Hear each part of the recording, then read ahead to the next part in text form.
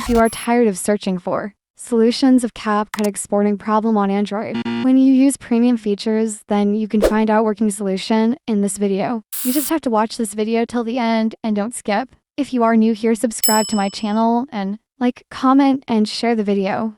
I have researched many solutions and tried to download Capcut app from many other websites and finally got working Capcut app in which there are not problems. Like a previous app I used to use, you just have to follow every steps you should do to get 100% working Capcut app.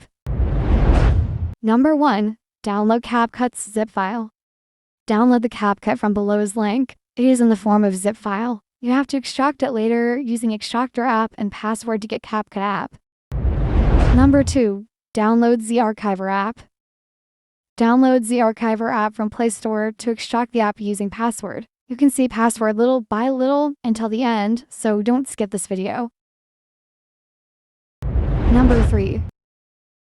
After the extraction of the zip file, you can see converted Capcut app from zip file, then install it. Open the app. Edit video using your favorite pro features like pro effects, stickers, text fonts, text-to-speech, and pro voices, auto captions. If you have any questions, please comment down below. Thanks for watching. Keep supporting.